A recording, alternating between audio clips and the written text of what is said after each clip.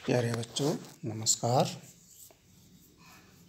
आज अभी तक हमारा जो कक्षा 7 गणित में पाठ चल रहा है वो है पाठ 7 त्रिभुजों की सर्वांग समता।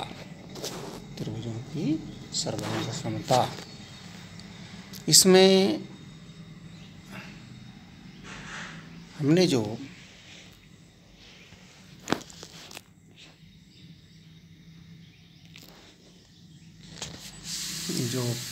त्रिभुजों की सर्वांग समता के प्रतिबंध हमने पढ़े हैं वो एस प्रतिबंध हमने पढ़ा है, भुजा भुजा भुजा बोलते हैं।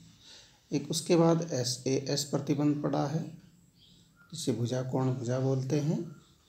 इसके बाद ए प्रतिबंध भी पढ़ा है जिसमें कोण भुजा कोण बोलते हैं। और एक समकोण त्रिभुजों का RHS प्रतिबंध भी हमने पढ़ लिया है। इन सभी प्रतिबंधों पर आधारित हमारे पास प्रश्नावली है 7.2, जिसका पहला प्रश्न हम करने का प्रयास कर रहे हैं, समझाने का प्रयास कर रहे हैं, जिसे आप ध्यान से समझेंगे। पहला प्रश्न हमारे सम्मुख है, निम्न में आप कौन से सर्वांगसम प्रतिबंधों का प्रयोग करेंगे। यहाँ कुछ बातें दी गई हैं। कौन सा सर्वांगसम प्रतिबंध यहाँ पर लग रहा है। देखिए यहाँ दो त्रिभुज हैं ABC और DEF। ABC में AC बराबर DF, AC बराबर DF, AB बराबर DE, AB बराबर DE और BC बराबर EF, BC बराबर EF। ये भुजाएं बराबर हैं। तीनों भुजाएं आपस में संगत भुजाएं बराबर हैं, इसलिए त्रिभुज ABC सर्वांगसम है त्रिभुज DEF की। ये दिया है, ये सब दिया है। तो इसमें इस सर्वांगसम होने के लिए कौन सा प्रतिबंध प्रयोग किया गया ये बताना है। अब त्रिभुज ABC की तीनों भुजाएं त्रिभुज DEF की क्रमशः तीनों भुजाओं के बराबर हैं, अतः यहाँ SSS प्रतिबंध का प्रयोग किया गया है। ठीक है। देखिए दूसरा है, दो त्रिभुज हैं आपके PQR है और XYZ है। अब यहाँ देखिए ZX है RP के बराबर, ZX ये ZX है, ये RP के बराबर है। और RQ है ZY के बराबर। RQ कहाँ पर है, RQ ये है, इस ZY के बराबर है। ये भुजा और ये भुजा, ये भुजा और ये भुजा इस प्रकार से हैं। दोबारा देख लीजिए, ZX RP, RQ ZY इस प्रकार से है। और PRQ कोण ये है और ZXYZ ये कोण, ये XZY कोण ये है। दो भुजाएं और इनके बीच का कोण, दो तो भुजाएं हो गई, दो भुजा और उनके बीच का कोण हो गया SS। यहाँ पर दोनों त्रिभुजों में एक त्रिभुज की दो भुजाएं एवं उनके बीच का कोण दूसरे त्रिभुज की क्रमशः दो भुजाओं और उनके बीच के कोण के बराबर है, अतः यह सर्वांग समता का SAS प्रतिबंध है। आगे बढ़ेंगे। यहाँ पर C नंबर दिया गया है। दो त्रिभुज हैं LMN और GFH या GHF जो भी है। यहाँ पर LM कोण MLN यानी कि ये वाला कोण, सॉरी गलत बोल दिया हमने, MLN L बीच में है तो ये वाला कोण, FGH यानी G बीच में है यानी ये वाला कोण बराबर हैं।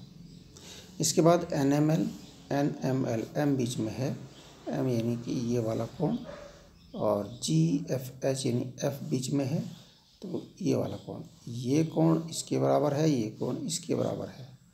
और क्या दिया गया है, ML FG दोनों बराबर हैं। ML इनके बीच की भुजा और FG इनके बीच की भुजा, यानी कि दो कोण उनके बीच की भुजा।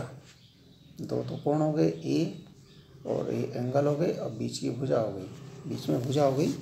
तो ये भाई दो कोण है इधर उधर और बीच में एक भुजा, तो यहाँ दो कोणों, दोनों त्रिभुजों में दो कोण और उनके अंतर्गत भुजा बराबर हैं, अतः यहाँ सर्वांग समता का ए ऐसे प्रतिबंध है। ठीक है, आगे देखिए, यहाँ पर दो त्रिभुज दिए गए हैं, दोनों समकोण त्रिभुज हैं। एक त्रिभुज है AEB, एक त्रिभुज है, उसका नाम हमने रखा नहीं है,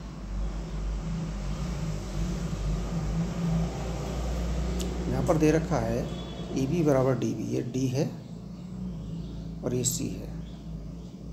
ठीक है ना, EB बराबर DB ये दे रखा है, सॉरी EB बराबर, गलत लिख दिया हमने, दोबारा लिखते हैं। EB बराबर DB, EB ये है बराबर DB के, D यहाँ पर है और C यहाँ पर है। EB बराबर DB और AE बराबर BC, AE बराबर BC ये दिया गया है।